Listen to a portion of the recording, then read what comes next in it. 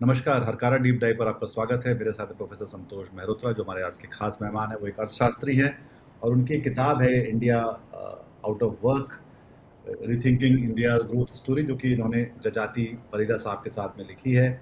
और ये इसलिए बहुत मुफीद है, और ये जिस समय जो जंतर मंतर जो कुछ चल रहा है उसको उसका जो विश्लेषण जो है, एक तरफ तो बहुत सारी चीज़ें हम जो देख रहे हैं बहुत भावुकता से भरी हुई हैं।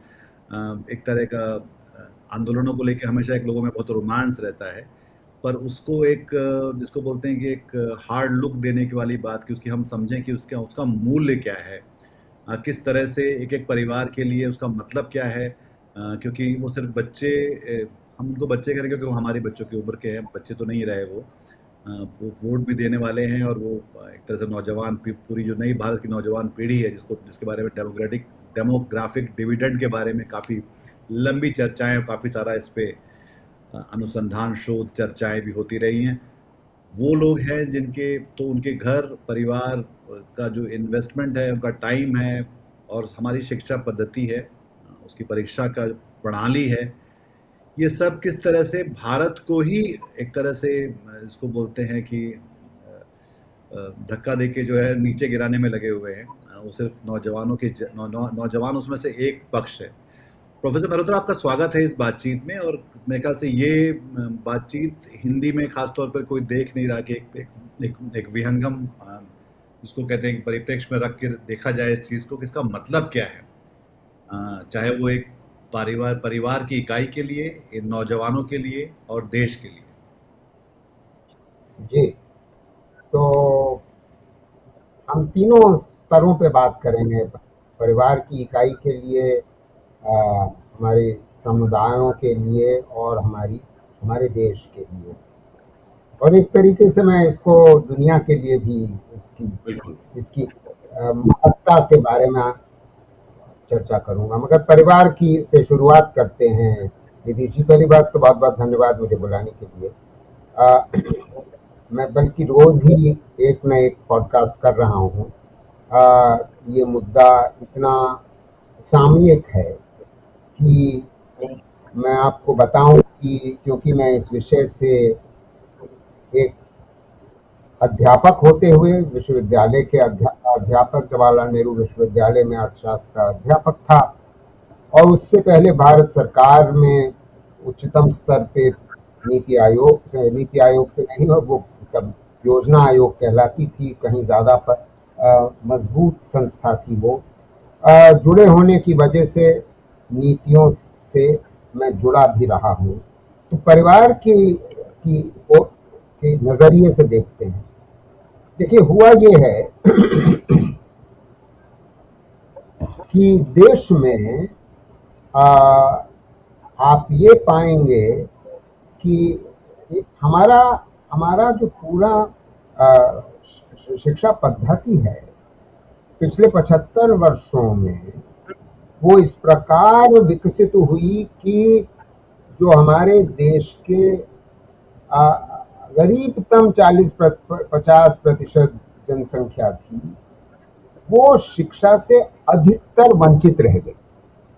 अगर ऐसा ना होता तो 1991 में, यानी कि प्लान डेवलपमेंट जो शुरू हुआ 51 में,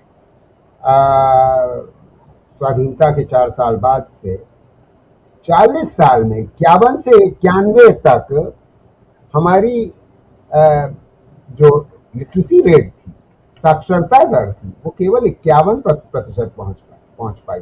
अब आप ये शुरुआती मतलब हम आंकड़ा बता देते हैं कि 18% पे छोड़ कर की गई थी हुकूमत, हमारी ब्रिटिश हुकूमत। और तो 18% तो बिल्कुल आप समझ लीजिए कि 5 में से 4 लोग अनपढ़ थे, और उनको हम इतना ही कर पाए, उनके लिए सिर्फ इतना ही कर पाए क्योंकि स्कूली शिक्षा को हमने इतना नज़रअंदाज किया हमारे शुरुआती 5 ईयर प्लान में, कि हुआ ये कि केवल 51%। तो अधिकतर हमारे जो गरीबतम परिवार थे, 40-50%, वो वंचित रह गए। और वो गरीबतम इस प्रकार भी थे क्योंकि हमारा हमारा देश हिंदू देश है। 80% आज की जनता भी हिंदू है, और उस जनता को और हिंदू समाज को समझने के लिए आपको वर्ण व्यवस्था को समझना आवश्यक है। तो हमारी वर्ण व्यवस्था का एक मूलभूत सिद्धांत ये रहा है कि ब्राह्मण ही पढ़ा लिखा होगा और बाकी जो हैं वो अलग अलग किस्म के काम करेंगे। तो अब आप ये सोचिए कि ब्राह्मण तो हमारे पूरे देश की जनसंख्या का बहुत होगा तो 3-4% होगा, और जो हमारे देश के उच्च वर्ग के उच्च जाति के लोग हैं वो बहुत होंगे तो 15% होंगे, और बकाया जो 85% है नीतीश जी वो या तो पिछड़े वर्ग का है, पिछड़ी जाति का है। उनकी जनसंख्या का या चल अगर अनुपात जानना चाहें तो वो लगभग 50 से 55% होगी हमारी कुल जनसंख्या का। और उसके अतिरिक्त आप ये मानिए कि करीब 25% जनसंख्या वो है जो दलित है या आदिवासी है। तो 50-55 तो आप 80 पे तो वैसे ही पहुंच गए। तो आप सोचिए कि कितने लोग बचे। अब इसका अर्थ ये हुआ कि अगर आपने स्कूली शिक्षा पे तवज्जो नहीं दी तो वो परिवार थे वो अधिकतर वंचित जो रह गए वो या फिर ओबीसी थे या दलित थे या आदिवासी थे अधिक। और इसमें अगर वो उच्च जाति के भी थे, अपर कास्ट भी थे, तो उनमें महिलाएं रह गई। और मतलब ये जो 85% जो वर्ग था उसमें महिलाएं रह गई खासतौर से। तो अब ये जो फिर उस आंकड़े पे आ जाता हूँ कि सन 91 में अगर 51% साक्षरता दर थी, लिटरेसी रेट थी, तो आप सोचिए कि महिलाओं की क्या रहेगी, तो 45%। तो आप यानी कि अधिकतर महिला। अच्छा, एक चीज और समझना आवश्यक है कि ये भी इस पे भी निर्भर करता है और आज भी करता है कि आपका परिवार क्या यूपी, बिहार, झारखंड, छत्तीसगढ़, मध्य प्रदेश, राजस्थान में है, या आपका परिवार केरल, कर्नाटक, तमिलनाडु में है, या दक्षिण के प्रदेशों में है। क्योंकि हुआ ये था कि अगर आप दक्षिण के प्रदेशों से पिछड़े वर्ग की जातियों से आते थे तो उन प्रदेशों में एक सामाजिक उत्थान के लिए इन गरीब लोगों के लिए या जो निचली वर्ग की जातियां थी उनके उत्थान के लिए तमिलनाडु में पेरियार का एक आंदोलन चला। उससे पहले ये मतलब मैं सन 50 से पहले की बात कर रहा हूँ, मैं उपनिवेश काल की बात कर रहा हूँ। केरल में नारायण गुरु का एक आंदोलन चला त्रावणकोर में, और इसी प्रकार महाराष्ट्र में सावित्रीबाई फूले और ज्योतिबा फूले दोनों के कार्यक्रम चले। और देखिए ये समझना आवश्यक है कि हम आज अपने दक्षिणी 5 प्रदेश को 5 प्रदेश मानते हैं, मगर वो असलियत में ब्रिटिश राज में औपनिवेशिक काल में एक तो मद्रास प्रेसिडेंसी थी और उधर बॉम्बे प्रेसिडेंसी। तो मद्रास और बॉम्बे प्रेसिडेंसी में ये 5 प्रदेश आ जाते थे आज के जो हम जिनको आज मानते। तो अब आप सोचिए कि ये इसका जो व्यापक असर इन सामाजिक आंदोलनों का हुआ वो पूरे दक्षिण भारत में हुआ। अच्छा, तो ये अंतर हमारे उत्तरी भाई जो हैं हिंदी पट्टी वाले भाई उनको ये बहुत अच्छी तरीके से समझ नहीं आता। अच्छा, इसका एक बहुत व्यापक असर नीतीश भाई ये और हमारे श्रोताओं को समझना ये भी है कि आप और मैं अभी भी पारिवारिक नजरिए से देख रहा हूं कि सवाल यह है कि शिक्षा का असर आपकी परिवार की साइज में, परिवार के कितना बड़ा परिवार है, उसमें बच्चे कितने हैं, उस पे असर करता है। किस प्रकार?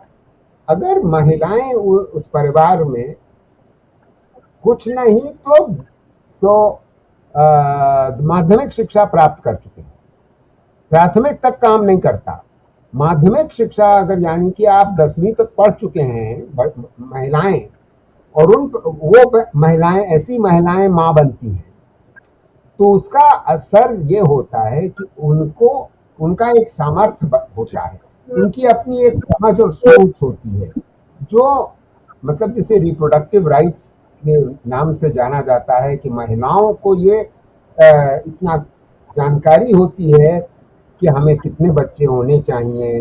वो जानते हैं कि जो जो जो मध्य वर्ग के लोग हैं उनके 2 से ज़्यादा बच्चे नहीं होते, बच्चे ज़्यादा अगर होते हैं तो वो गरीब लोगों के ही होते हैं। क्यों ऐसा है ये भी समझना ज़रूरी है, ये बहुत ही ज़रूरी है मैं आपके श्रोताओं को समझना और समझाना, क्योंकि हम हमारे आपके ड्राइंग रूम में बैठ करके हम मध्यवर्गीय लोग इस तरीके की बड़ी चर्चा करते हैं। अरे साहब, भारत की समस्या तो उसकी जनसंख्या है, जनसंख्या को कम कर डालिए। अरे भाई, कम कैसे कर दोगे आप? ऐसे ये नासमझी की बात है। मैं इसके बारे में 1 मिनट में थोड़ा सा डाइवर्ट कर रहा हूँ, मगर ये करना हिस्टोरिक रूप से समझना, ऐतिहासिक इसका परिप्रेक्ष्य समझना आवश्यक है। ऐतिहासिक परिप्रेक्ष्य ये है नीतीश भाई, कि लोग अधिकतर ये नहीं समझते कि ये क्या क्या बात है कि चीन और भारत 2 दुनिया के सबसे अधिक जनसंख्या वाले देश हैं। पहली चीज तो हमारे दुनिया मतलब दुनिया वालों को और हमारे देशवासियों को ये समझना आवश्यक है कि ये 2 बहुत महाकाय ज्योग्राफीज हैं, बहुत बड़ी बड़े देश ही हैं, हमेशा से रहे हैं, कोई नई बात नहीं, हमेशा से रहे।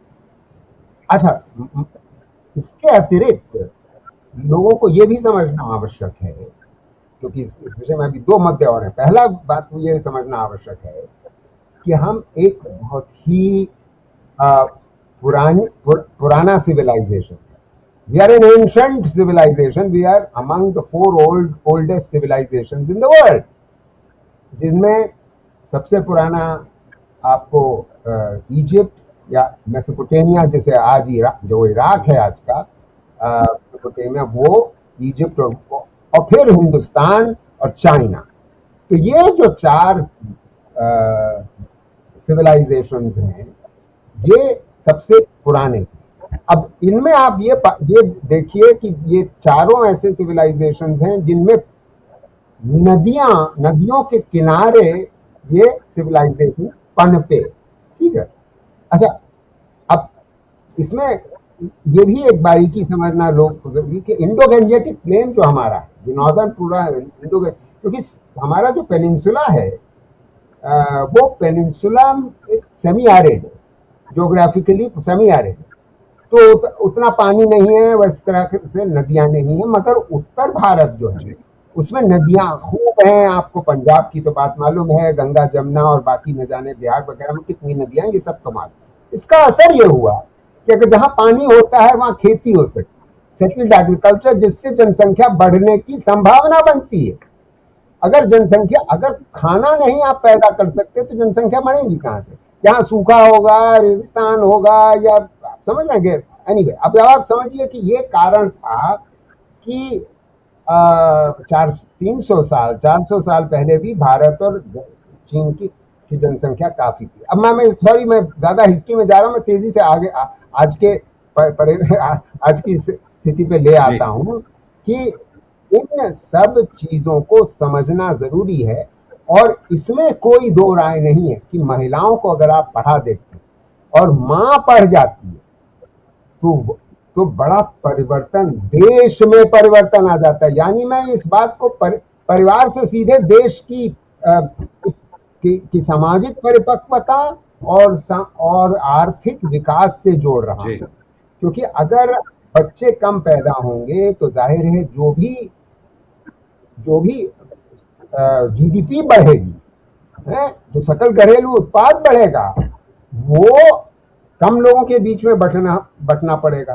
तो ये हमको, हमारे लोगों को समझना, ये इसमें कमी रह गई हमारे देश में पहले 40 साल में, अगर हमने शिक्षा पे वो तवज्जो दी होती जो नहीं दी गई। अच्छा, अब इसका असर क्या हुआ?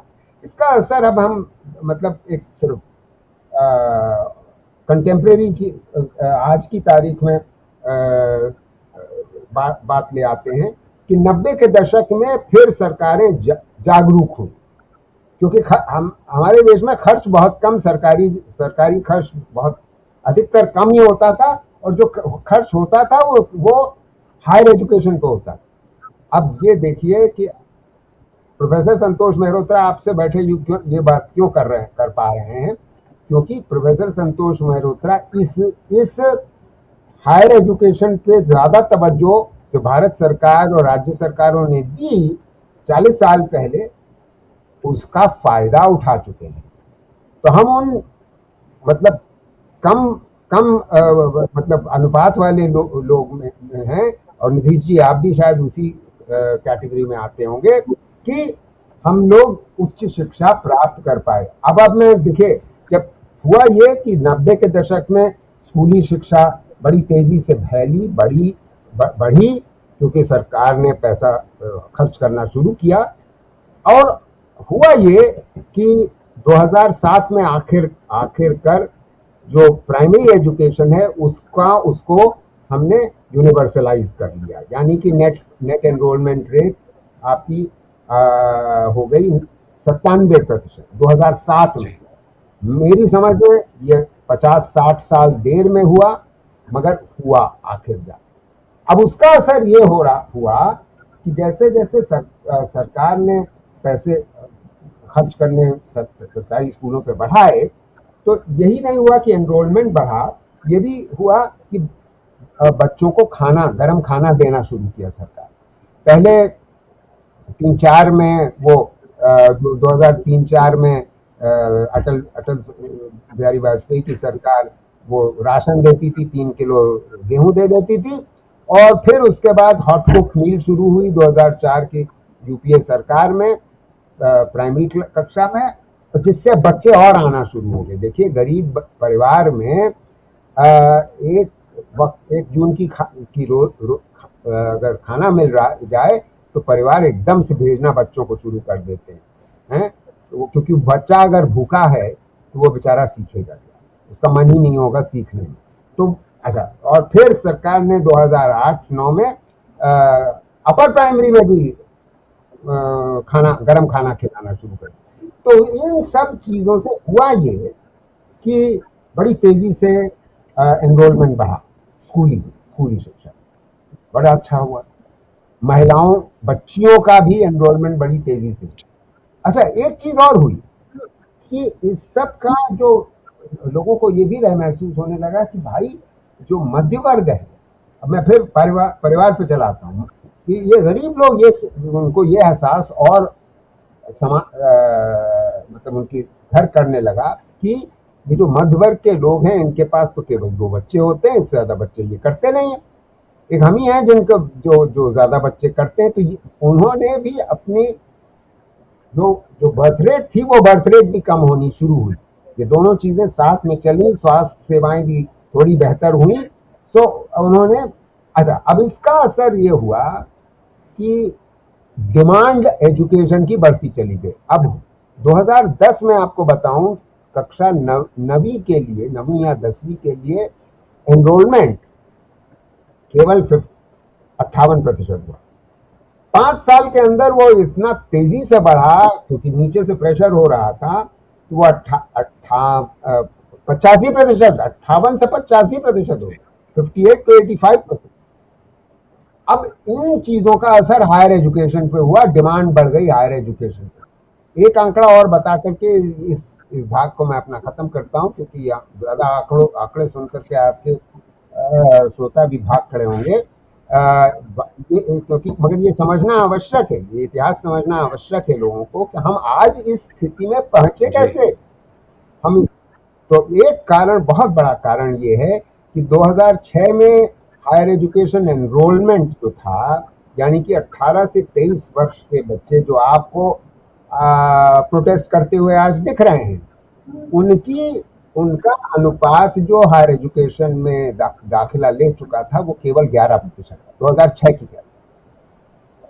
मगर अगले 10 साल में करीब 2017 तक ये 11% से बढ़कर के तेजी से 27% पहुंच गया। आज वो 29%, ये 18 से अब आप सोचिए कि नीचे से बच्चे जो पढ़ लिख करके उच्च शिक्षा में आ रहे हैं, उनकी संख्या बढ़ रही, पहली बात, और दूसरी उनका अनुपात भी बढ़ रहा है, बड़ी तेजी से बढ़ रहा है।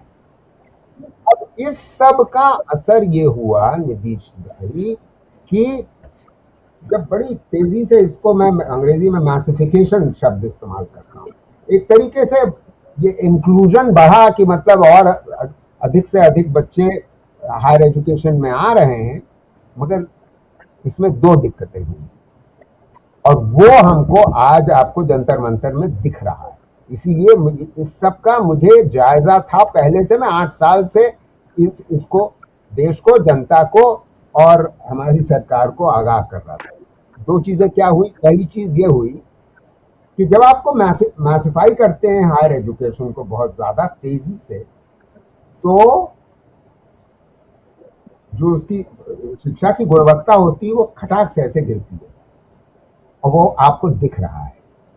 अच्छा, और दूसरा ये हुआ कि ये गुणवत्ता गिरी तो क्यों गिरी, उसका दूसरा वो ये आयाम ये है कि जब लोगों ने, बिजनेस वाले लोगों ने, निजी क्षेत्र में, प्रॉपर्टी डेवलपर्स, बिल्डर्स, पॉलिटिशियंस, ऐसे लोगों ने देखा कि बड़ी डिमांड एजुकेशन की बढ़ रही है, तो सरकार की तो मादा था नहीं कि वो इतना खर्च बढ़ा सके, एकदम से बढ़ाया उसने, मगर मतलब उन्होंने नहीं, मैं वो राज्य और केंद्र की बात की चर्चा अभी करूंगा खर्च पर, वो याद दिला दीजिएगा मुझे, वो करना आवश्यक है।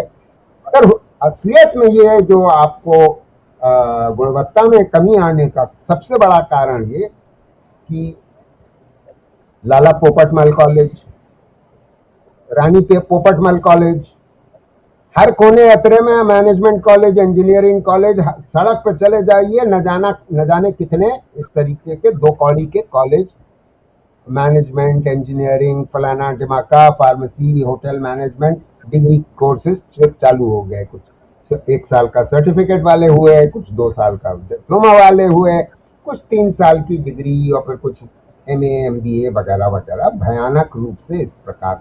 अच्छा, सरकारों का इतना मादा ही नहीं था, क्षमता ही नहीं थी कि ये इनको रेगुलेट कर सके। अब आप सोचिए, ये हो गया मतलब। और उनके लिए भी शायद ये था कि जो प्रभुत्व वाले लोग थे, उनके लिए काला धन सफेद करना उसमें से आसान था, और दूसरा ये भी था कि एक तो उनका पहले से कहीं ना कहीं प्रभुत्व था, वो राजनीति में या बाकी जगह पे दिखलाई पड़ते थे।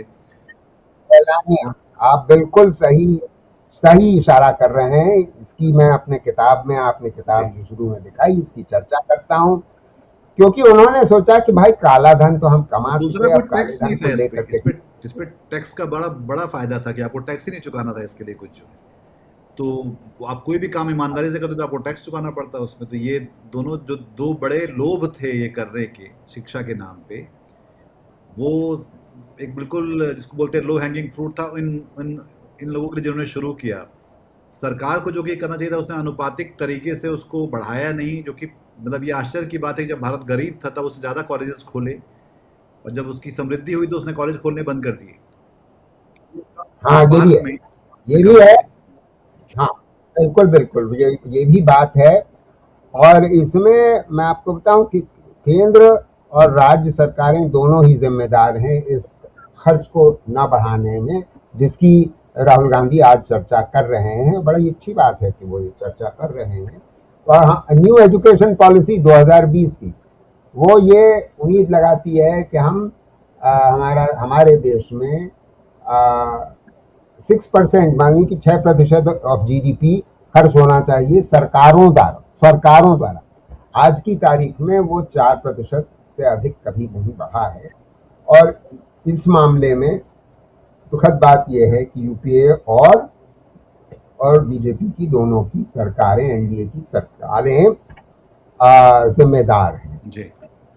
इसका असर ये हुआ, जाहिर है कि जो जेब से खर्च, क्योंकि अगर गुणवत्ता गिरेगी तो माँ बाप क्या करेंगे? अगर उनकी आमदनी होगी, इतनी होगी कि वो बच्चे को कोचिंग करवा सकें, ट्यूशन करवा सकें, तो स्कूली शिक्षा के लिए ट्यूशन होती है, और फिर जब स्कूली शिक्षा ख़त्म हो जाती है और आप हायर एजुकेशन में जाना चाहते हैं, doctor, lawyer, engineer, management degree करना चाहते हैं, तो आपको कोचिंग लेनी पड़ती है।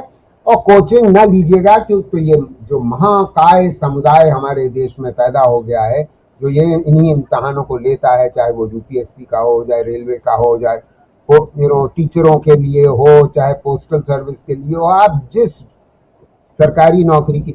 अच्छा, अब एक चीज थोड़ा सा इस दुष्चक्र को थोड़ा सा और अगर आप उसको अगर डिस्क्राइब कर पाए कि समझाता हूँ।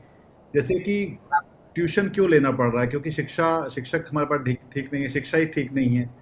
फिर हम कोचिंग का बिजनेस जो है वो एजुकेशन के बिजनेस से ज़्यादा बड़ा होता चला जाता है, क्योंकि अपॉर्चुनिटीज़ नहीं है। तो हम अब एक जगह से अब चोक हो रहे हैं।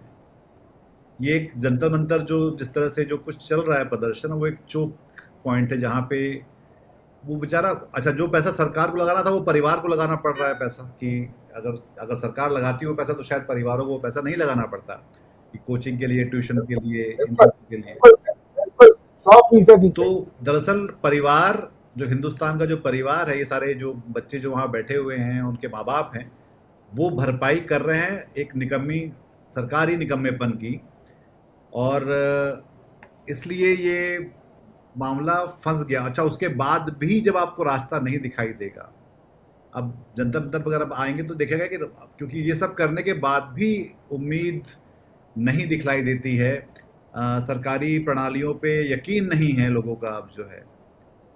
और मैं फिर जो है तीन ही चीज़ें होती हैं, एक मिनट में बात ही कर, तीन ही चीज़ें होती है, एक उम्मीद होती है, एक यकीन होता है, एक गैरत होती है, डिग्निटी होती है लोगों की कि हम एक पढ़ के कुछ कर पाएंगे। हमारे हिंदुस्तान में हर नौजवान जो पढ़ाई करने निकलता है वो एक छोटी सी लाइफ बोट है उस अपने परिवार के लिए ना।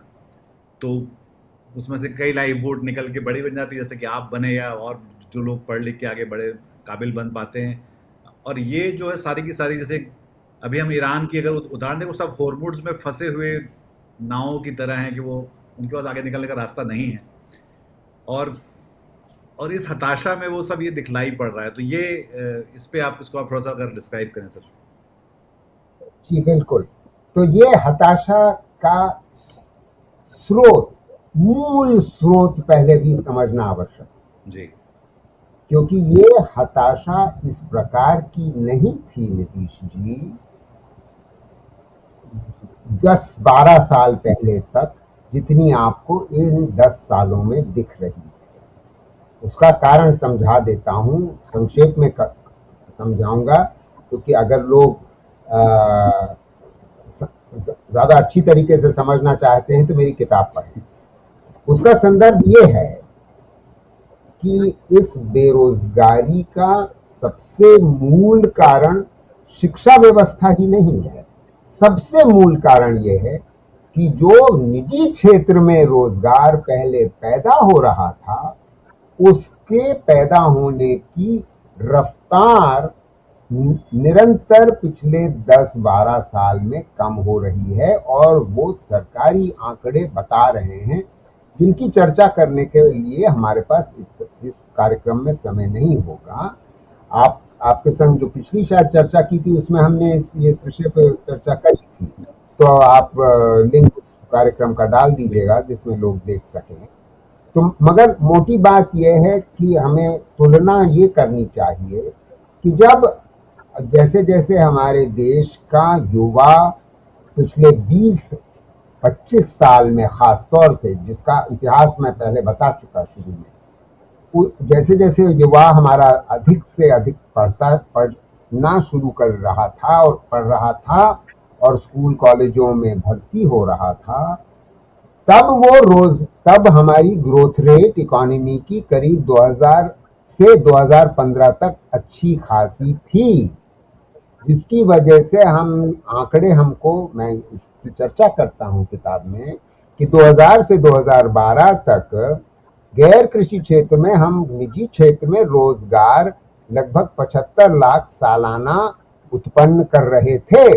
इतने लोग मतलब रोजगार नहीं ढूंढ रहे थे, जिस कारणवश जो अनएम्प्लॉयमेंट रेट थी, बेरोजगारी दर थी, वो काफी दबी हुई बनी, केवल 2% रही। और मगर जैसे जैसे शिक्षा बढ़ी तो अधिक बच्चे शिक्षा प्राप्त करके आने लगे। मगर 15 के बाद सरकार की जो अर्थव्यवस्था को मैनेज करने के तौर तरीके थे और जो नीतियां थी, उन्होंने इतना नकारात्मक असर हमारी अर्थव्यवस्था पे डाला है कि रोजगार कम पैदा होना शुरू हुआ। बल्कि रोजगार अगर हुआ पैदा, खासतौर से पिछले 5 साल में, तो कृषि में हुआ। जो कृषि में कोई बच्चा नहीं जाना चाहता भाई। कौन बच्चा आप सोचिए पढ़ लिख करके वो वहां जाएगा? नहीं। हमारे देश की जो प्रौढ़ महिलाएं हैं, जो कम पढ़ी लिखी हैं, वो तक लोग कृषि छोड़ रही थी, क्योंकि कृषि में ट्रैक्टराइजेशन बढ़ रहा था, मैकेनाइजेशन बढ़ रहा था, छोटे छोटे औजारों का इस्तेमाल भयंकर रूप से तेजी से बढ़ रहा था, जिससे जो काम मतलब कटाई वाला काम या वो छनाई वाला काम, जो मतलब कटाई हो गई धान की उसकी गेहूं की, तो उसको छांटना कि दाना निकल आए, वो सारा काम वो सब मशीनें करनी शुरू कर दी। और मतलब ये गरीब गरीब छोटे किसानों के संग भी, छोटी जोत में भी ऐसा होने लग गया, जिसकी वजह से महिलाएं खेती छोड़ रही थी। मगर इस सरकार की गलत नीतियों से आप पा ये रहे हैं कि ये वो महिलाएं तो वापस आ ही गई खेती में, मगर बच्चियां जो पढ़ लिख गई थी, उन बेचारों को वही करना पड़ रहा है जो उनकी माएँ कर रही थी, और वो करना नहीं चाहती, वो तो मजबूर होकर के। तो ये बहुत दुखदायी स्थिति है इन्हीं वजहों से। और कोविड को बुरी तरीके से हैंडल करना, नोटबंदी करना, जीएसटी को लागू करना, इन सब से हुआ ये है नीतीश भाई, मैं बिल्कुल संक्षेप में ये बात कह रहा हूँ, कि हुआ ये है कि गैर कृषि क्षेत्र में रोजगार कम पैदा हो रहा है, कृषि क्षेत्र में ज्यादा हो रहा है, और इस सब से निराशा और भी बढ़ी है। तो अब इस आर्थिक परिप्रेक्ष्य में हमारे शैक्षिक क्राइसिस को समझना आवश्यक है। जी। तो इसको अगर हम इसको जंतर मंतर पर लाएं, जहाँ पर जैसे कि मैंने कहा कि एक चौक टाइप का दिख रहा है, जहाँ पे जो लोग ये हमारे नौजवान पीढ़ी के, जो जिसको कहते हैं प्रतिभाशाली ब्राइट बच्चे हैं, जो सोचते हैं कि टेक्नोलॉजी वाले टेक्निकल करियर्स में जाएंगे और कुछ ज़्यादा उत्पादक भी होंगे समाज के लिए, देश के लिए, उस तरह से। तो पर वो जो मैं कह रहा था कि उम्मीद, यकीन, गैरत जब आपकी तीनों नहीं रहे, तो फिर आप किस जगह पे पहुंचते हैं। और सरकार ऐसा क्या कर सकती है कि वो ये तीनों चीज़ें थोड़ी सी हटाई जा सके या उनको दिया सके। जी बिल्कुल। तो ये नीतिगत रूप से बहुत कुछ किया जा सकता है, और मैं धीमे धीमे करके हर एजुकेशन के हर स्तर पे, मैं एजुकेशन पे ही फोकस करूंगा, ना कि आर्थिक नीतियों पे, क्योंकि आर्थिक नीतियों के बारे में हम पहले चर्चा कर चुके हैं, और इसमें तो राय है नहीं कि आर्थिक नीतियां बदलनी होंगी। जिस प्रकार से ये सरकार काम कर रही है, उन आर्थिक नीतियों को बेहतर करे बिना, यानी रीथिंकिंग इंडियाज ग्रोथ स्टोरी, जिसके आपने किताब की टाइटल में बताई बात, वो करना पड़ेगा। मगर अब मैं शिक्षा पे वापस आ जाता हूँ कि आप असलियत में ये पूछ रहे हैं कि शैक्षणिक संस्थानों में क्या करना है जिससे परिवारों को राहत मिले और परिवारों की उम्मीदें फिर से जागें, और वो बहुत आवश्यक है। मगर इसका शिक्षा संस्थानों के बारे में बात करने से पहले आपने बड़ी अच्छी बात एक शुरुआती दौर में कही थी, जिसके बारे में मैं थोड़ा सा आपके श्रोताओं को समझाना चाहता हूं। वो है जनसांख्यिकी लाभांश। आपको याद है हम लोग अभी बात कर रहे थे कि कैसे परिवार में कम बच्चे हों, ये करना बहुत जरूरी है। अच्छा, वो हमको एक सफलता प्राप्त हो गई है, क्योंकि महिलाओं की शिक्षा बड़ी तेजी से बढ़ी है पिछले 20 साल में, तो उसका असर हमको पॉपुलेशन ग्रोथ रेट में दिखा है, और यूपी, बिहार, झारखंड, छत्तीसगढ़ जैसे प्रदेशों में भी और ग्रामीण इलाकों में भी कम बच्चे पैदा हो रहे हैं। ये अच्छी बात है। यूपी, बिहार और झारखंड में अभी भी स्थिति उतनी अच्छी नहीं है जितनी होनी चाहिए, मगर धीमे धीमे वो अगले 5-6 साल में वो भी पहुंचने की वहां पर संभावना है। अब स्थिति में सुधार कैसे? तो सुधार होना इसलिए आवश्यक है क्योंकि हमने शिक्षा में निवेश करने में बहुत देर कर दी, और अब हुआ ये है कि हम लाभांश, जो जनसांख्यिक लाभांश है, डेमोग्राफिक डिविडेंड जिसे कहते हैं, जिसमें वो हम उस डिविडेंड को उस दौर की बात दौर कर रहे उस दौर की बात कर रहे होते हैं देश के इतिहास में, जब जो वर्किंग एज पॉपुलेशन है, यानी कि 15 से यानी 16 साल से करीब 60 साल की उम्र के जो लोग हैं वही वर्किंग एज है। 15 साल से कम के तो बच्चे पढ़ते ही रहते हैं, वो तो काम करेंगे नहीं। 60-65 से ऊपर वाले तो काम करेंगे नहीं, करना चाहिए, मजबूरन कर रहे हो तो वो बात अलग है, मगर उनको काम नहीं करना। तो अब डिविडेंड इस बात का होता है, मतलब जो फायदा होता है डेमोग्राफिक डिविडेंड का, वो इस वजह से होता है कि working age share of population is rising and share of जो बुजुर्ग हैं और जो बच्चे हैं उनका अनुपात कम हो रहा है। ये दौर जो हमारे देश में के इतिहास में आया है, 1980 के दशक से शुरू हुआ, वो 15 साल में खत्म हो जाने वाला है, क्योंकि हम 40 के बाद हम एक एजिंग सोसाइटी हो जाएंगे, हम बुजुर्ग देश हो जाएंगे, और बड़ी तेजी से हमारे देश के बुजुर्गों की संख्या बढ़ने लगेगी। क्योंकि एक आंकड़ा हमारे श्रोताओं को समझना आवश्यक है कि जो हमारा श्रम बल है, वर्कर्स हैं, जो जिनके पास काम है आज की तारीख, उनकी एवरेज एज यानी मीडियन एज वो 45 से ऊपर की हो चुकी है। आधे लोग 45 से ऊपर के हैं। अगर आधे लोग 45 वर्ष की उम्र के से ज्यादा हैं तो 15 साल में तो वो रिटायर होने की स्थिति में होंगे, तो वो सब तो वो एजिंग सोसाइटी हो जाएगी। तो हम एक बुजुर्ग देश हो जाने वाले हैं, जो और अधिक लोग जिएंगे क्योंकि लाइफ एक्सपेक्टेंसी बढ़ेगी। मगर वो इनफॉर्मल वर्कर्स रहे, अगर जीवन भर रहे, इनफॉर्मल से मतलब पेंशन नहीं रही, तो आप सोच सकते हैं कि उनका जीवन स्तर क्या होगा। काम नहीं कर रहे होंगे और आमदनी नहीं हो रही होगी, पेंशन भी नहीं होगी, तो उनका जीवन स्तर क्या होगा। तो ये बहुत ही गंभीर स्थिति है और सरकार हमारी इस बात को समझ नहीं रही है। इसलिए बहुत जरूरी ये है कि इस 2040 वाला जो एक डेडलाइन है, वो एक तरीके से उसको थोड़ा बढ़ाया जा सकता है अगर हमारी बच्चियों को रोजगार मिले गैर कृषि क्षेत्र में। ये एक तरीका है, क्योंकि हमारी जो फीमेल लेबर फोर्स पार्टिसिपेशन है वो बहुत कम है। बच्चियों को हमने तवज्जो नहीं दी स्कूली शिक्षा में, और ये बहुत अच्छी बात है कि ये बच्चे प्रोटेस्ट साइट पे, जंतर मंतर पे और देशव्यापी स्तर पे बच्चियां निकल के आ रही हैं और वो अपना हक मांग रही हैं और अपनी हिम्मत दिखा रही हैं पुलिस के आगे, क्योंकि उनको हमारी सरकारों को समझाना है कि देखिए, सिर्फ हमारे भाइयों को रोजगार नहीं चाहिए, मगर हम पढ़ लिख गए हैं, हमको भी रोजगार चाहिए, हम शादी नहीं करना चाहते हैं। एक चीज मैं बहुत आपको रोचक बताता हूँ। सर्वे हुआ, नंदी फाउंडेशन ने 2018 में 70,000 बच्चियों का सर्वे किया, 13 से 19 वर्ष की, यानी कि टीनेज गर्ल। उसमें सवाल ये पूछा गया, एक बहुत ही महत्वपूर्ण सवाल, कि आप किस उम्र पे शादी करना चाहती हैं। तो बच्चों ने क्या जवाब दिया, बच्चियों ने, माफ करिएगा, क्या जवाब दिया वो भी सुन लीजिए आप। हम सबसे पहली बात आपके श्रोताओं को ये जानना आवश्यक है कि महिलाओं के लिए जो मिनिमम मैरिज एज है वो 18% है। लीगल मैरिज एज 18 साल है, 18 साल। महिला मर्दों के लिए 20 है और महिलाओं के लिए 18। अच्छा,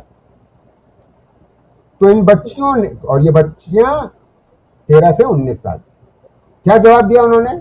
25% ने ये जवाब दिया कि हम 18 से 20 साल की उम्र के बीच में शादी करेंगे, मगर 51% ने ये कहा कि हम 20 से 25 साल की उम्र पे करेंगे। यानी कि अगर 20 से 25 से ज़्यादा 20 से 25 साल में करना चाहती हैं तो वो क्या क्या रही हैं, वो कह ये रही हैं कि देखिए हम पढ़ लिख गए हैं, को काम करना है, हमको शहरी काम करना है, हमको उद्योग या आधुनिक सेवाओं में काम करना है, हमें खेती नहीं करनी जिस तरीके से हमारी माएँ करती रही हैं, हमें सिलाई बुनाई नहीं करनी है। आप समझ रहे हैं? हम हमको वो ये ना चाहिए कि हाँ आपको हम वो दिला देते हैं सिलाई की मशीन, आप घर में बैठ के सिलाई की मशीन करो या बीड़ी बनाओ या जरी जरदोशी करो, है ना? ये सब नहीं करना चाहती हैं ये बच्चियां। अब इसका बड़ा एक दूरगामी वो है असर। इसका असर ये है कि we are facing a generation very important of where there is who have experienced a revolution of rising expectations। एक क्रांति आ गई है हमारे बच्चों के में अंदर से कि हम हमारी आकांक्षाएं वही हैं जो मध्य वर्ग की हैं, सारे मध्य वर्ग की बच्चियों की होती हैं। कोई मध्य वर्ग की बच्ची आज की तारीख में आप उसको चाहे जितना बहला फुसला लीजिए कि आप बेटा अब आप 20-22 साल के हो गए, अब आप शादी कर लो और घर बसा लो, तो वो मानने के लिए किसी भी हालत में तैयार नहीं होने वाली है। तो ये तो मैं मध्य वर्ग की बात कर रहा हूँ, मैं आपको ये कह रहा हूँ कि ग्रामीण इलाकों की बच्चियां भी ये कह रही हैं। तो बहुत हमारे माँ बाप जो सुन रहे हैं इनको, इस बात को जाग जाएं, इस बात को सुन करके कि देखिए अगर आपकी कान में जू नहीं रेंगेगी तो भाई सरकार की कान में कैसे जू रेंगेगी, क्योंकि ये सरकार तो अर्धशिक्षित लोगों से परिपूर्ण है जिनकी समझ बहुत ही कमजोर है जी। तो आखिरी सवाल मेरा ये है, जिसको थोड़ा सा समय ज़्यादा हो गया है पर इसलिए, पर फिर भी बतौर एक अर्थशास्त्री जो कि श्रमिकों के साथ काफ़ी आपका शोध अनुसंधान का काम है, इस पूरी मतलब एक आबादी की जो इसको कहते हैं प्रोडक्टिविटी और उसका एंगेजमेंट कैसा है, उसको आप देखते रहे हैं लंबे सालों से। तो आप ये जो देख रहे हैं जो कुछ जंतर मंतर में हो रहा है और बाकी शहरों में भी हो रहा है, वो हर जगह फैल रहा है, जिसमें काफ़ी गुस्सा, रोष, जैसे कि मैंने कहा कि हताशा है, उम्मीद, यकीन और गैरत का एक तरह से उनको लगता है उससे छीन ली गई ये तीनों चीज़ें। और ये जो आंकड़ों में एक और जो बात महत्वपूर्ण है कि भारत की जो मीन एज है वो 30 साल है, जो मतलब 30 आधे लोग 30 साल के नीचे हैं। ये जो पूरा का पूरा आप समझ सकते हैं कि 150 करोड़ में से 70, 72, 75 करोड़ लोग जो हैं वो 30 साल के नीचे हैं, और उनके साथ ये हो रहा है, या उनको ऐसा बहुत ऐसा लग रहा है उनको बहुत मजबूती के साथ कि हमारे साथ ये हो रहा है। तो आप कैसे इसको देखते हैं, मतलब आपको कैसा लगता है, क्योंकि ये आप एक विटनेस भी हैं इस पूरे भारत की स्टोरी की, जहाँ पे ये हुआ, जहाँ पे हमको लग रहा है कि एक तरह का ये लड़के लड़कियां जो हैं वो किस तरह से पॉलिसी विक्टिम हैं, वो एक पॉलिसी विक्टिम है, एक निकम्मी सरकार, और जिसने उसको खत्म करने की ज्यादा कोशिश की बजाय उसमें से आगे कुछ बढ़ा के रचनात्मक कुछ करने की, कंस्ट्रक्टिव कुछ करने की, वो डिस्ट्रक्टिव हुई। उसने एग्जाम्स को लेकर भी, और ये जो कंट्रोलिंग टेंडेंसी रही शिक्षा को लेकर भी, सिलेबस को। अच्छा, जब ये सब हुआ तो एक जांच के लिए भी जिस आदमी को सौंपा गया वो गौमूत्र का चैंपियन है, वो आईआईटी का मद्रास का डायरेक्टर, वो गौमूत्र के बारे में वो बात करते हैं, जो आईआईटी मद्रास का जो डायरेक्टर, जिनको सौंपा गया कि कैसे सिस्टम ठीक होना है। मतलब हमारे यहाँ जो जब जिसके पास हम इलाज के लिए जा रहे हैं वो भी ऐसा नीम हकीम टाइप खतरे जान है कि उसका भी क्या कहना, मतलब। और ये हमारा देश है जो इस सारी बेवकूफ़ी को सर माथे अपन हम इसको ले रहे हैं, जो तो ये बहुत तकलीफ की बात है। मतलब किसी भी देश में कहीं भी जाके हम जब बात करेंगे तो ये बहुत शर्मनाक है किसी भी देश के लिए। पर आप क्योंकि पढ़े लिखे हैं, मतलब हम लोगों से बहुत ज़्यादा, और आप इसको देखते रहे नज़दीक से, तो आपको क्या लगता है, और यहाँ पर फिर हम इस बात को ख़त्म करें। बहुत शुक्रिया जी। बिल्कुल, बहुत आपने बड़ा मुद्दा उठाया है, और इसमें कोई दो राय नहीं है कि पिछले 8 सालों में हमने पाया ये है कि बड़ी तेज़ी से ऐसे टीचरों की नियुक्ति हो रही है यूनिवर्सिटीज़ में, जहाँ पर सरकारी यूनिवर्सिटीज़ हैं, चाहे वो राज्य की यूनिवर्सिटीज़ हों या केंद्र की यूनिवर्सिटीज़ हों, जो आरएसएस से जुड़े हुए हों, और अगर वो एबीवीपी से के संग काम करके आ रहे हों तो और भी सोने पे सुहागा। तो ये ऐसे लोग, मगर दिक्कत ये है कि ऐसे लोग ऐतिहासिक रूप से कम अ, अ, मैं कैसे बताऊं, कम अच्छे इंस्टीट्यूशंस में पढ़े लिख करके आए हैं। जी। और क्यों, और वे बहुत से ऐसे हैं जो हिंदी पट्टी के हैं। दुखद बात यह है कि हिंदी पट्टी में शिक्षा, जिसके बारे में हम पहले चर्चा कर चुके, हिंदी पट्टी में ग्रामीण इलाकों से आए हैं या छोटे तबके के हैं, शहरी इलाकों से भी, और उनका शिक्षा का स्तर उस प्रकार का नहीं है और ना ही उनकी पढ़ाई लिखाई या समझ उस प्रकार की है। तो इस तरीके के लोगों का जो नियुक्ति होगी तो आप समझ सकते हैं कि कैसे बच्चों की ट्रेनिंग होगी। तो पहली समस्या यह है, और इसको ज़बरदस्त तौर से हमारे बच्चों को उठाना चाहिए। और हमारे बच्चे अगर उठाने की ना उनको समझ है तो फिर माँ बाप को उठाना चाहिए, उनको ये समझना चाहिए, पहली बात। दूसरी बात, इसमें कोई दो राय नहीं है कि ये जो कोचिंग इंस्टीट्यूट्स हैं उन पे बंदिश लगानी पड़ेगी नीतीश जी। उन पे जिस प्रकार से आप प्राइवेट कॉलेजेस की फीस पे कुछ नियंत्रण लगाने की कोशिश कर रहे हैं, तो आप कोचिंग इंस्टीट्यूशंस पे भी एक नियंत्रण लगाने की कोशिश करें।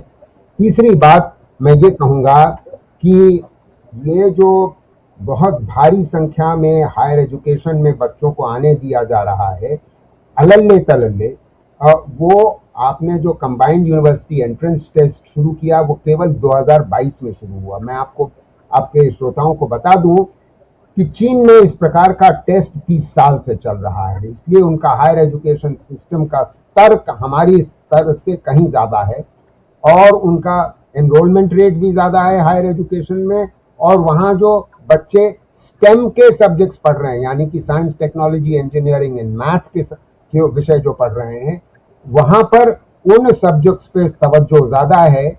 और अगर उन सब विषयों पे तवज्जो हमारे देश में उसी प्रकार होती जितनी चीन में है, तो हम भी चीन की बराबरी कर सकते हैं। आज हमारी दिक्कत यह है कि अधिकतर बच्चे जो उच्च शिक्षा में जा रहे हैं, दो समस्याएं हैं। वो पहली बात तो पूरी तरीके से उनकी स्कूली शिक्षा इस प्रकार की नहीं है, इस स्तर की नहीं है कि वो यूनिवर्सिटी में पढ़ भी सकें। और दूसरी दिक्कत ये है कि वो अधिकतर या बीकॉम कर रहे हैं या लॉ कर रहे हैं या हिस्ट्री, ज्योग्राफी और हिंदी और उड़िया और वगैरह कर रहे हैं, और या इंग्लिश लिटरेचर, जिससे उनको रोजगार मिलने की संभावना नहीं है। जबकि आवश्यकता हमारे देश को, एक विकासशील देश को, जिसको एक औद्योगिक नीति की ओर भी बढ़ना जरूरी है, जिससे रोजगार मैन्युफैक्चरिंग में बढ़े, तो वो और एआई के आते, आर्टिफिशियल इंटेलिजेंस के आते हुए रोजगार हर क्षेत्र में कम होने का डर है और संभावना है। तो हर बच्चे को टेक्नोलॉजी से अवगत होना आवश्यक है। ये बीकॉम से काम नहीं चलने वाला कि आप हिंदी बीए कर लिए, उससे काम नहीं चलने वाला। आपको या फिर 10वीं कक्षा के बाद आप वोकेशनल कोर्स करें, और वोकेशनल कोर्स करने के लिए वोकेशनल कोर्सेज की भी गुणवत्ता बढ़ाने की आवश्यकता है। उसके भी तरीके हैं, मैं अपनी किताब में उसकी चर्चा करता हूँ। समय कम है इसलिए उनकी चर्चा ज़्यादा नहीं कर पाएंगे। तो ये 2-3 काम करने होंगे। हायर एजुकेशन का सुधार करना होगा, वोकेशनल एजुकेशन का सुधार करना होगा, और इन 2 बड़े बड़े सुधारों के बिना आप पाएंगे ये कि ये बच्चे हायर एजुकेशन में आते जाएंगे भारी मात्रा में, और ऐसी स्थिति में अगर गैर कृषि क्षेत्र में, निजी क्षेत्र में रोजगार नहीं पैदा हो रहा है, तो जो एक अंदर से हमारे देश के युवा ये चाहते हैं कि सरकारी नौकरी किसी तरीके से मिल जाए, क्योंकि सरकारी नौकरी में आपको पेंशन भी है और रोजगार का पक्का होना भी है। वो सब उस वजह से बहुत ज्यादा उसकी डिमांड बढ़ गई है। मुझे डिमांड 10 साल पहले तक इतनी डिमांड नहीं थी, इसी वजह से इतने बच्चे कोचिंग कर रहे हैं। और दिक्कत यह है कि आखिर जब मेडिकल कॉलेजेस उस संख्या से, अच्छे मेडिकल कॉलेजेस नहीं बढ़ रहे हैं, तो प्राइवेट कॉलेजेस में लोग जाते हैं और प्राइवेट कॉलेजेस में कैपिटेशन फीस की प्रॉब्लम है।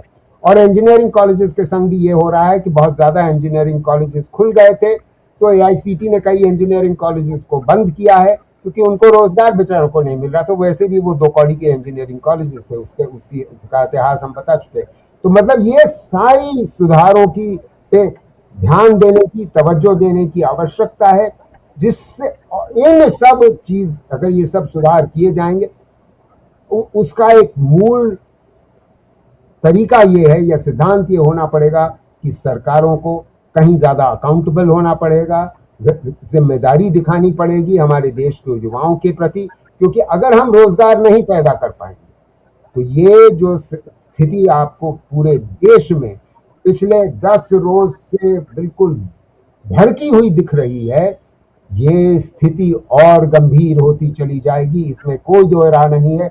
इस प्रकार की मतलब जो वार्निंग्स हैं मैं पिछले 8-10 साल से दे रहा हूं सरकार को, जी मगर कान में जू रेंगना अब सरकार में आवश्यक है। ये बच्चों ने आवाज उठाई है, हम सब की माँ बाप होते हुए इस यही आवाज। जी बहुत बहुत शुक्रिया प्रोफेसर मल्होत्रा। मैं फिर से ये किताब दिखाना चाहता हूँ। ये किताब वैसे हिंदी में भी आनी चाहिए क्योंकि ये सबसे ज़्यादा हिंदी पट्टी के आई बारे में है और हिंदी पट्टी को ही प्रभावित भी करती है और हिंदी पट्टी वालों को पढ़ना भी चाहिए क्योंकि अ, आधा आएगी, मैं इसका अनुवाद करना शुरू कर रहा हूँ। आधा हिंदुस्तान इसको देखता है, पढ़ता है और समझने की कोशिश करेगा। हम खुद को नहीं समझेंगे तो कैसे समझेंगे।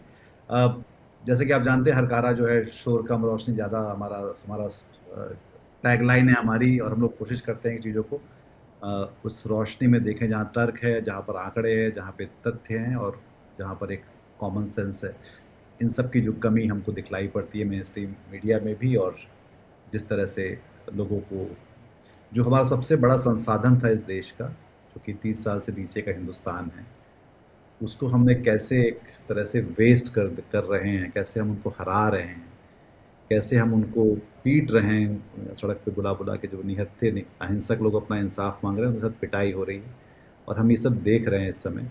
पर इसके लिए जो एक बड़ा परिप्रेक्ष्य समझने की ज़रूरत है, उसके लिए ये चर्चा हम लोगों ने की प्रोफेसर मल्होत्रा के साथ। उनके साथ हम आगे भी बात करेंगे, खासतौर पर हिंदी पट्टी की अर्थव्यवस्था को लेकर, हिंदी पट्टी का जो पूरा उसकी जो पिक्यूलरिटीज़ हैं, जिसके कारण ये सब हम जहाँ पर पहुँचते हैं। क्योंकि मेरे मन में बहुत ये सवाल रहता है कि कैसे कि जो गंगा का जो बेसिन है, जो सबसे समृद्ध ज़मीन समझी जाती है इस पूरे इलाके की, वहाँ पर उपजाऊ उपजाऊ बहुत उपजाऊ, उपजाऊ। वहाँ पर वहाँ के लोग एक सब सहारन इकोनॉमी में क्यों रह रहे हैं? ये एक बुनियादी सवाल है। और उसके पीछे भी बिल्कुल जो एक बिल्कुल। बहुत बड़ा, जिसको बोलते हैं कि अगर इकोनॉमिस्ट अगर एक कोई वेब सीरीज बनाए तो शायद उस पे बनाना चाहिए उनको कि कैसे सबसे ज़्यादा जहाँ समृद्धि होनी चाहिए वहीं पर सबसे ज़्यादा अ, जहालत और गरीबी क्यों है। बहुत बहुत शुक्रिया सर बातचीत करने के लिए। दर्शकों आपका भी इस बातचीत में शामिल होने के लिए। मेरे ख्याल से आपका विमर्श, आपकी समझ इस बातचीत से बेहतर हुई होगी। इस चैनल को सब्सक्राइब करिए, लाइक करिए, शेयर करिए और उन लोगों के साथ इसको शेयर करिए जो जो हम ख्याल लोग हैं, जिनकी चिंताएं हमारी तरह हैं। और ये याद रखिए कि उम्मीद, यकीन, गैरत ये महत्वपूर्ण चीज़ होती है किसी भी, आपके लिए, मेरे लिए, इस देश के लिए, उस देश के नौजवानों के लिए भी। बहुत बहुत शुक्रिया आपका।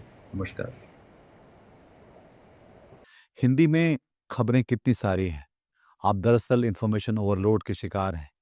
खबरें आ रही हैं आपके व्हाट्सएप पर, कुछ सच्ची, कुछ झूठी, कुछ तोड़-मरोड़ कर पेश की हुई, और आपके लिए कितना मुश्किल है कि ये तय कर पाएँ कि सच कहाँ है, जो ज़रूरी है और जो प्रासंगिक है इस समय की दुनिया के लिए, इस समय के देश के लिए, इस समय की नागरिकता के लिए, वो खबरें कहाँ हैं। और उन खबरों को हरकारा आपके पास लेकर आता है। हरकारा, जैसे कि हमारी टैगलाइन है, शोर कम और रोशनी ज़्यादा। और इसलिए हाँ, वहाँ पर आप लगातार पाएँगे कि जो जन पक्षधर मुद्दे हैं, जो जन पक्षधर खबरें हैं, जो जन पक्षधर सवाल हैं, वो वहाँ पर लगातार जिन पर चर्चा होती रहती है। और उसके लिए आप देख सकते हैं कि लगातार किस तरह के लोग हमारे यहाँ आते हैं। हिंदी में जो मीडिया इंडस्ट्री है वो काफ़ी बड़ी है, पर हिंदी में जो पत्रकारिता है वो छोटी होती जा रही है। हरकारा की कोशिश उसे बचा के रखने की है और उसके लिए हमें आपकी ज़रूरत है। हम यहाँ लगातार वो चर्चाएँ, वो बातचीत, वो खबरें, वो एक्सप्लेनर्स आप तक लाते हैं। वीडियो के जरिए, ऑडियो के जरिए और टेक्स्ट के जरिए, जो इस विमर्श को आगे बढ़ाने में मदद करती है। बिना आपकी भागीदारी के ये मुमकिन नहीं है। इसलिए हम चाहते हैं आपसे कि आप इस खबरों को साझा करिए, हमारे चैनलों को साझा करिए, हमें समर्थन दीजिए, आर्थिक सहयोग दीजिए। हम अपना क्यूआर कोड आपके साथ यहाँ साझा कर रहे हैं। आप चाहें तो यहाँ पर अपना योगदान दे सकते हैं। आपके सहयोग से चलती रहेगी हरकारा की दुनिया और बची रहेगी पत्रकारिता का ये मिशन। आज की ताजा खबर, आज की ताजा खबर, आज की ताजा खबर। आओ काका जी इधर, आओ मामा जी इधर, सुनो दुनिया की खबर।